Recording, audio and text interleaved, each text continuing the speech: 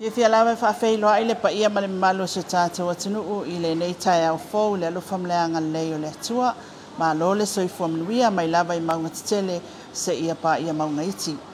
Alo mai al tai au nei wa mawai le ava noa le tātou le itio e whapena o na whatatal noa ai le fionga i le whaia o ngā ulu o le Manu Samoa le fionga ia Vaovasamanaia Seilala e pei o na iai i le so.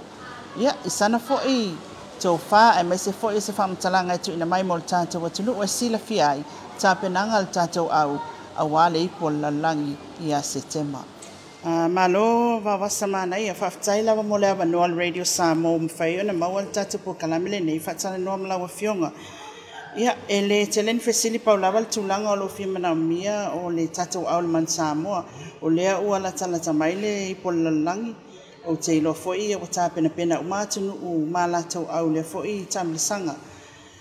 se au mai sau noanga o le ale tulanga o il ta pena ngal man sa mo te mini e mo lavon fatala fatsuma fa fedo ya tule e man malo sa mo fa ko mai nei tu la e malo lavo so fo mo male melanga ya il tulanga o il ta pena ngal sa man sa mo e o le masina le o te atu na aveitu si i tamata alo e to vadusfulu pe ivasfulu e fai loe lato le wo consider ina mole o tato aula Manu Samoa ia o le pokalamelo fasa tia e amata mai i ulai le camp le au ni Samoa amata mai amata o tape na ia e le amo talonga le sa tau le PNC po le Pacific Nations Cup i wale toi el PNC a le alu pe talonga o talonga mo talonga ma Japan i Japan so olo ma e lo talonga fai nei Samoa talonga ma Fiti ia matonga ia termina mai au kuso amat e laulole fai lole au le sui o latino e o lipo lalang pe na foi a matatoa e tapenanga e anga ia tu farani mo le samsanga le pe lalang o le tulanga foi e tātou tamata alpo players last tulanga foi ni tau i el temine lo fionga o ye foi ni players o lo filfili atu i nei tātou tunu local players tai lava mo fisili o le termine matua fainta feeling a tatoa e tele tamala tamtalo le tele players mai fafo ia e foi na sui mai nesa mo o lo tau fai pe o ia tono lisile le wada training squad ia te loa e ma fai lava tato local players compete ma wais lato no tono le o le au i tato pool of players po tamata alone ia e to tele mai e le una New Zealand to tele foi mai Europa ma America ia ma Japan fo ia te loa se garbo fai tsa filina tsa au ai te lo foi o la una garbo foi ele tan foi no fi e pe to la le tato players netin o la se fofuanga o iei o a whea lai tawai o na tu whatasi mai le tātou au ia manga i mei e fo il tātou atunu e fofua mo le pre-World Cup lea e fofuaina le i talonga ia mai Japani fiti ma atunu ia o le fofua taime uma ia tamusanga ese o atunu le fai pe Europa ma le Super Rugby le New Zealand te loe uma por national win ia fai ngala o unia matana fa pot mato auma e o mai nei sa mo le e vai assumir mo le unia mataina ia tapenanga mo le pre-World Cup ua leva lava ele ito e aua Samoa le quarterfinals i le ipule ala langi le ase va ai mamao ala sunga le whaia unga i tūlanga lea mo le tātou au e meso le nei fo ipo la langi mana ia tele fisi e la ova ai tua faita tatu o le tata alma au le o Chile o Argentina ia pani ma England ia o le tō ese au whaingo whiu nei vai teimi i awala langi po international teams e whaingo e maalosi uma ia e maalosi whai matatou o te loa te le tatou a wanoa leia tapenanga ma le tapu i me tatou au te loa tutu mawhai e whaingita le whape le mawhai. Ala se o lewa o matu talonga al moana Pasifika ma le Reds. O se tūlanga fo ile le wa au mai le tātou o tunuu pe i te whangwa ile langona tapuai o le tātou o tunuu i an tam whanau. O la se tūlanga le lei o tu inga talonga ia mo le tātou man Samoa. I le lato tau vanga ile le international arena. O le ase tūlanga le lei o tu inga talonga whape au mai pe i tono Samoa mo le tātou au man Samoa. Ma nei se tele me i lo vai le talonga le mo na Pasifika pe na sauna mo e to famule tapoinga la tsunu ia te lo tato aule mam sama o fa nei tau sana le toi o mai nei i Samoa o nei ala tauna mata tuale tapinanga po lano na i falani mo le pola lani tu se le teno fo i le paki i le apia paki i la sofare le mata le talonga mo Pasifika ala ma fa la e alua i le i tatalonga le la fai ulai o pe wala ona fia ma le we were so excited for ngale o le tuma fa pe o mai la o fiti ma la o tonga i nei Samoa pu sa manona to e va ai mata ia tato tonu i lato a ko le postalina si o le tūlanga fo ile le o le ia le to telo le tātou tunu e whapea mai e te tawana te ina ia se tātou lava au tai pe o fiti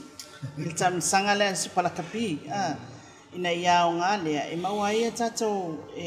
mawai tama whanau to mai mo le tātou au tele lan man Samoa o le se fina ngalo o lau sungan whaia o ngā tūlanga lea o la o fo tātou ngana i lawa wa ai ma whaia na mausta tātou au tonu superakapi matua te lea lewa no mo tātou local players e mo ia o le o Moana Pasifika le awala ko le pathway o tātou local players te loa te sia ia o atu lumana i o wea tātou au whaia awa e tua ia e tātou local players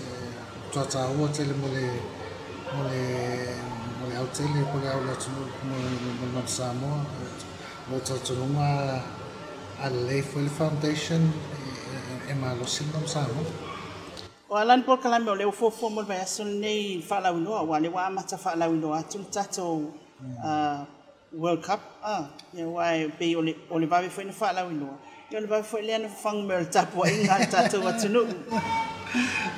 le buanga nei vai aso o le o le whamun mai tia isi tawhanau mai le au Moana Pasifika o le matu whono vai aso le ma whatatau noa i lato tūlangwa i lato tono le au po le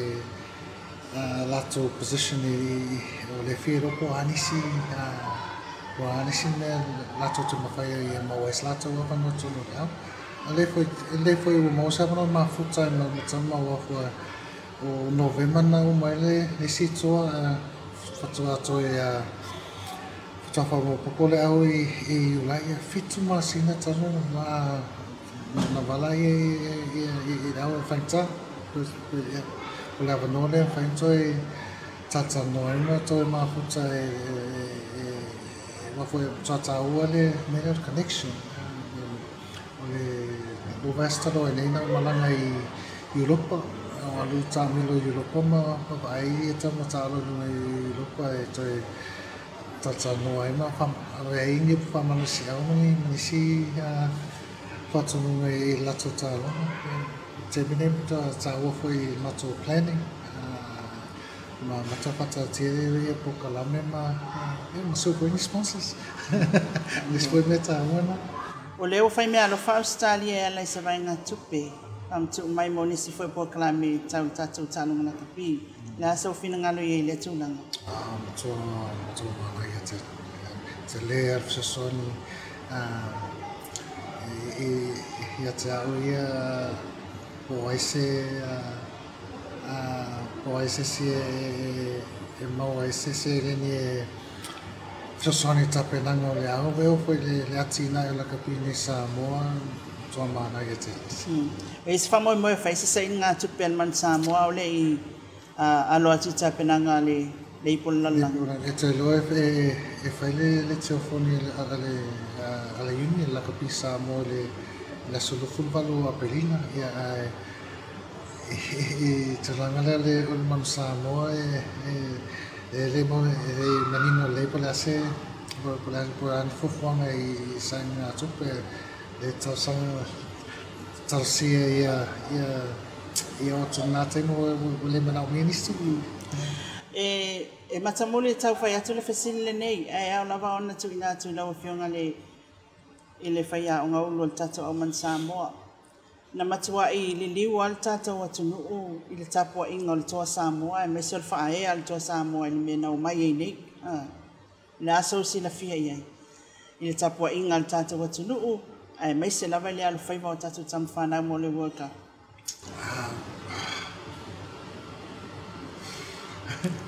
Toa I le tamwhanga to Samoa o tusale o le mata I o Europa mato tua a mata mai ata I mele tupu ne Samoa toa whiwhia loto o mita whainga le vai atu I le whiwhia o tato tangata ma o malatapo inga to Samoa ia au te tale tonu fui tu sala o malatapo inga o le tata man Samoa pe wa Yasu te au o le man Samoa o le aula tangata Samoa te lo foi o te tonu foi o le e tu sa foi tapo inga tata man Samoa por mele sa ia le to Samoa o se talo foi te lango mai tato tangata I tamwhanga mau I le pala langile o le lakapiu e whaingta e whaingofia te tono o le whaiwa e tapua ia e manui Ia, no lawa. O mau fasili, se isi tūlanga I fia sau no e lawa whionga e whakatau lawa le tatou au man tapen penanga. Pau fia whamalo atu I mwhaftai I e malo tanga Samoa I nei Samoa e matunu I whafo mo tapo inga mo tawasanga I tato mam Samoa ia o le la mata fo I tapenanga ia a tato tapo e whatasi ma una lua whatasi e whamalo rea ven whamalo o whaftai Taila vela o whionga mawasa. O le tātou por kalame le nā mo le so, e me se fo I le whaatatanuanga ma le whaia o ngaulu o le tātou au le manu Samoa. Ia manuia te le tāpenanga le tātou au ma le alo atua I tama whanau a wale I pola langi le tausanga nei. Whapea fo I le tāpua inga so tātou watulu. Whai watua le tātou por kalame, whaftai te le lava le mai mo mai Samoa o Maina Vai mo le Radio Samoa. Soifoia.